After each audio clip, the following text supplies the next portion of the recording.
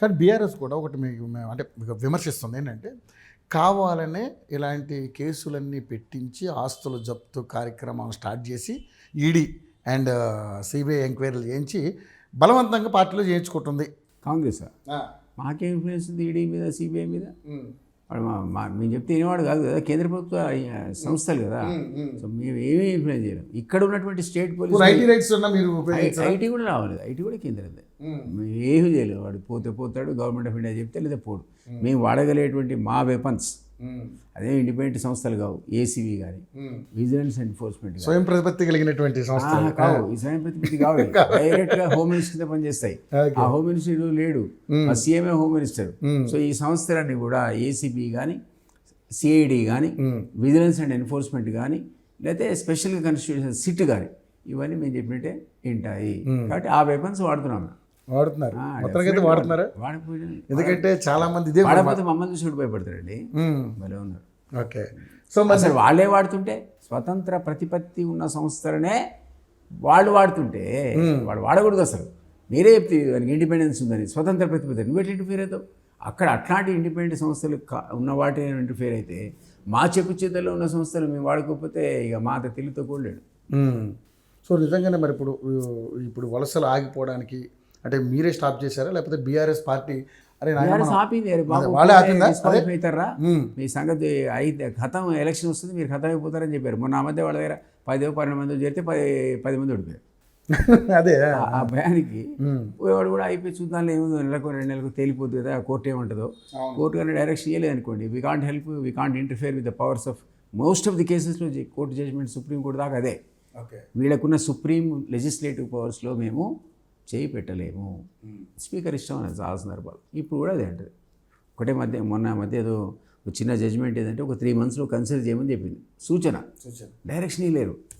This legislature is supreme కదా, అది assembly కావచ్చు, పార్లమెంట్ కావచ్చు. సో వీళ్ళు ఏదో అట్లాంటిది అడ్డం పెట్టి వీళ్ళు ఆపారు.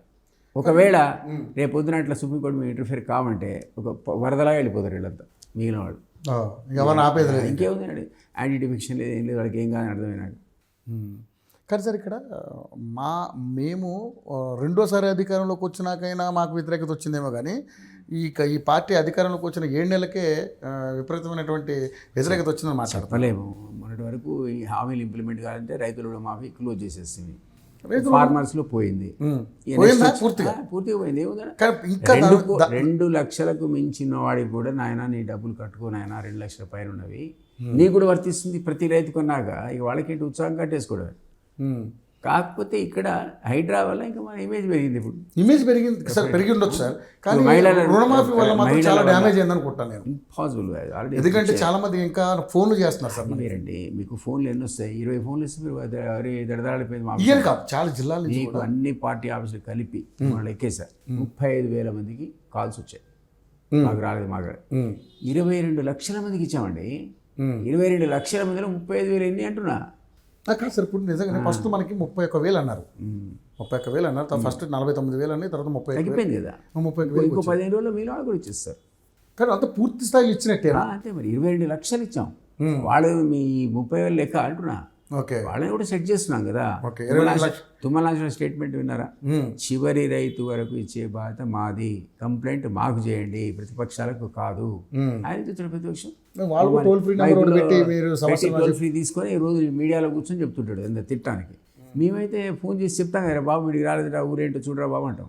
నీకు అది శక్తి ఉందా, నువ్వు చెప్తాడు వినేవాడు ఆఫీసరు. సో ఆ 30,000 మా చేతిలో పెడితే పోనీ నువ్వు కూడా తెచ్చి నీకు ఎన్ని కాల్స్ వచ్చాయో మాకు ఇస్తే మేము కూడా ట్రై చేస్తాం వాడికి ఇవ్వడానికి. టెక్నికల్ ప్రాబ్లమ్స్ వల్ల ఎవరికైనా రాకపోయినా దాన్ని మీరు భూతత్వం పెట్టి చూపించి ఘోరంత కొండం చేస్తే ఎట్లా? నథింగ్, అది పీరియడ్స్. 35,000 31,000 రాకపోవడం వల్ల. అయినా మంత్రి చెప్పాడు చివరి రైతు వరకు కూడా మాదే బాధ్యత. నువ్వు మా ఇంటికి మా దగ్గర రాకు, అసలు మా ఆఫీస్కి రాకు, ఇంటింటి సర్వే చేస్తున్నాం. మా బ్యాంక్ కోడు పోతాడు, మా అగ్రికల్చర్ ఆఫీసర్ పోతాడు, మీ ఇంటింటి సర్వే చేస్తే అడుగుతున్నాను నీకైనా ప్రాబ్లం ఉందా అని. మా వాళ్ళ తెచ్చి డాటా మేమే సాల్వ్ చేస్తూ ఉంటున్నాడు ఆయన. మీరు రాకండి. రుణమాఫీ మీద మంత్రులు ఒక రకంగాను, సీఎం గారు ఒక రకంగా మాట్లాడుతున్నారు. ఒక మంత్రి ఏమో, సీఎం గారు ఏమో 31,000 కోట్లు అని చెప్పి దాన్ని 18,000 కోట్లు పరిమితం చేశారు. ఎవరైతే 31,000 కోట్లు బడ్జెట్లో ప్రొవైడ్ చేశాడు, ఇవ్వడం మొదలుపెట్టినాక 18,000 కోట్లు అయింది అంతే. ఇప్పుడు మేము ఇవ్వాలి కదా, కొంత వీరన్న వాళ్ళకి ఇవ్వాలి, ఇంకా కొంతమందికి ఇవ్వాలి, 2 lakhs దాటిన వాడికి కూడా ఇవ్వాలి. ఆ మిగిలిన 10,000 కూడా దానికి సరిపోతుంది. సో మా అంచనా 31,000 crores సరిపోతుంది 2 లక్షల రుణమాఫీ చేయడానికి, ఇంక్లూడింగ్ ఇంట్రెస్ట్. అది ఇది అయినాక సపోజ్ మీరు అన్నట్టు ఒక 5,000 కోట్లు, 3,000 కోట్లు తగ్గింది అనుకుందాం, ఎందుకు ఊరుకుంటుందండి గవర్నమెంట్? ఇంకో సోర్స్ నుంచి డైవర్ట్ చేస్తుంది, అది కూడా కంప్లీట్ చేస్తుంది. ఉపేక్షాలు ఏం చేయవు, ధర్నాలు తప్ప. మరి రైతు భరోసా మాట ఏంటి సార్? అది నెక్స్ట్, అది ఇప్పుడే కాదు. ఇప్పుడు మొన్న రేషన్ కార్డులు అన్నారు, కమిటీ వేశారు. కొత్త రేషన్ కార్డు ఇంతవరకు 20 ఏళ్ళ నుంచి రాలే. అదే కదా బాధ, ఇప్పుడు అందరూ కూడా మొత్తుకుంటుంది అదే. ఇప్పుడు అదొక ఇంపార్టెంట్ ఇష్యూ, అది ట్యాకిల్ చేస్తున్నాం ఇప్పుడు దాని మీద కమిటీ. ఆ కమిటీ రికమెండేషన్ ప్రకారం మళ్ళీ కొత్త రేషన్ కార్డులు మినిమం 10 lakhs వస్తాయి మీకు విదిన్ 3 months. కొత్త విదిన్ 3 monthsలో 10 లక్షల కొత్త రేషన్ కార్డు వస్తాయి. మళ్ళీ వాళ్ళు కూడా కొత్త రుణాలకు ఎలిజిబుల్ అయిపోతారు. ఒకటి మేము మాకు కూడా ఉంటారు కదండి, ఎవడో చూసేవాడు, చదివే బడ్జెట్ కూడా సలహా ఇచ్చేవాడు, బడ్జెట్ మళ్ళీ మా బడ్జెట్ మేము చూసుకోవాలి.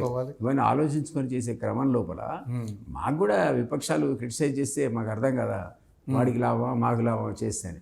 సో డెఫినెట్లీ ప్రజల కోసం ఏం చేయాలన్నా చేస్తాం, విపక్షాల కోసం పనిచేయం. ఓకే.